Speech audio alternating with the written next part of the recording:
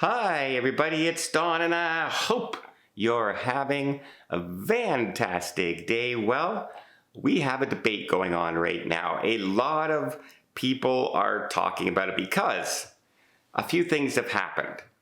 Recently, Royal Caribbean took over the area where they're going to build another private area. We also have the private area Perfect Day Mexico. We have Perfect Day at Coco Cay. We now have Celebration Key from Carnival open up. These are all cruise ship owned or co-owned, by the cruise lines. And they're like private destinations, right? Now, some of the areas, like when you stop in Nassau, for instance, it's going to be like a club area where you can go to, etc. That the money is kind of split between the cruise line and Nassau. But other places, like Perfect Day Coco Cay, Celebration Key, that's money that's mostly staying with the cruise line, and you're not really immersing yourself, say, in the culture of an area. So I'm wondering, and a lot of people are saying, that they hate the private islands now. Especially if you say go to one private destination, like Perfect Day at Coco Cay, and then you're 2 stops later, you're in Perfect Day Mexico. You see what I mean? You're getting the cruise line's version of travel, and you're not getting the immersive experience of visiting different countries and different cultures. And it's going to expand. We have places like in Italy where they're trying to buy a section and coming up with a plan of a place near Rome so they can circumvent the rules there and be much closer to the city center than their current cruise port is, over an hour away by bus, that they would own that area. They're trying to buy that area up so they own it as opposed to the country kind of thing. And they can kind of make their own rules. They're not subject to the whims of governments or the changing policies that are out there. Yes, we need more tourism. No, we need less tourism. That kind of thing that's going on. They're looking at areas in Asia to buy and create, and areas in Australia to do this. And they're definitely looking at owning more land so they can guarantee their ships have a place to go. And you can see the intelligence of that from the cruise line's point of view, right? They're bringing more and more ships online, larger and larger ships. There's these areas that are saying, oh, we are way too crowded now, you can't come in, or they want to overtax an area, we want to charge you more money. Well, if they own the area, then you got nothing to say about it. Even here in the United States, for instance, up in Alaska, the Royal Caribbean is making a deal to build a terminal outside of Juneau on the private land of the natives there.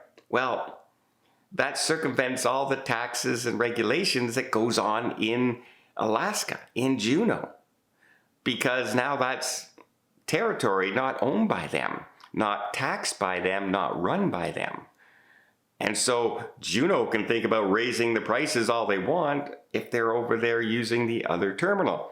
You see how they're trying to circumvent all these kind of things that are going on. So that's the cruise line's point of view. They make more money, they keep it in-house, and they can fight back the regulations. The pushback is people don't feel like going to only private island destinations or owned or co-owned is cruising anymore. It's like going to the cruise line's amusement park as opposed to visiting multicultural areas, visiting the heart of Italy, visiting the heart of Rome and Asia and Japan, Mexico, Alaska, etc. They're worried that they're trying to take the culture and ethnicity, shall we say, or multiculturalism, or the experience, more like the experience of visiting different areas, out of the trip. That is the pushback. Also, people say, well, you know what, really, as an average person, what do I do when I go to the private islands? I go to the beach, I may have a drink, and I'm gonna eat. And that's kind of all I do. I don't go visiting places. Most people don't rent cabanas, at $2,700 a day. Most people don't need the water slides. 50 and 60-year-old couple doesn't go on the water slides and the drop ships and stuff like that. They just spend a little time on the beach and then come back to the ship. A lot of the times they'll go there, spend a little time on the beach, come back to the ship in time for lunch. So they're not really doing a whole lot. More adventurous people like myself may go ziplining. We may go on the ski-doos kind of thing, the sea-doos. We may do that kind of stuff. And again, that's all money that goes to the cruise lines. But when I'm doing that, I'm just doing that for the fun of riding those machines as opposed to visiting the area. That doesn't let me visit the area I'm in. Whether, I could go on a sea-doo, say, and be in Japan, be in Australia, be in Canada, be in Fort Lauderdale. And you really don't see the difference. You don't really know the difference, right? You're not experiencing anything. You're just experiencing the ride you're on. So this is where the argument comes in now. Are these private destinations good for us? Do we want more of them? Do we want less of them? That depends, I guess. A lot of the ships nowadays are becoming the destination, right? The Icon class ships and Oasis class ships and the new Carnival ships they're building are probably going to be a destination inside themselves. There's so much to do, right? There's so much to take in on these ships that if you go to a couple private islands during your sailing, it really doesn't make too much of a difference if your whole idea is to visit the ship. However, if you want to visit cultures, if you want to experience different areas and different places, and then you find out, well, where you're going to is the cruise line's version of that destination, does it take away from it?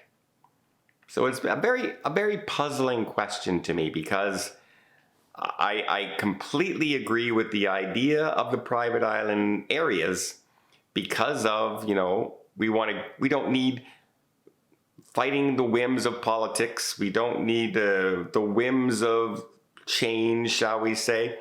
We need to secure that the cruise ships can go here, here, and here and not worry that tomorrow they're going to say, oh, by the way, you have a 50% tax, or tomorrow you can only bring in this ship and not that ship. The stuff like that that's going on. However, I don't want to lose the culture and the experience of my cruising. I don't want all of my cruises to go to private areas. I want to experience the world. That's one of the best things I love about cruising, is that I get a taste of everything.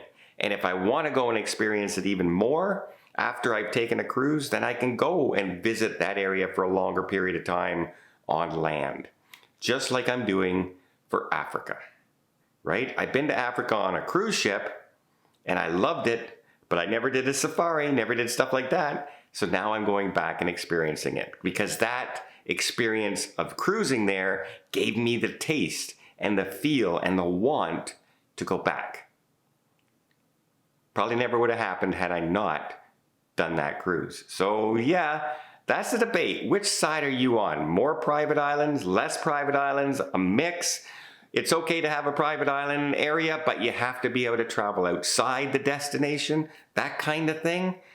It's a very perplexing question, and as more and more of these areas are going to pop up over the next 5 years or so, we're really going to have to take this more into account. Let me know in the comments down below what your side would be. I'm very curious. Well, I hope you appreciate this video. If you did, please give it a thumbs up. Want to see more tips, more tricks, more travel vlogs from around the world? hit that subscribe button. Until next time, have yourself a safe and a great vacation.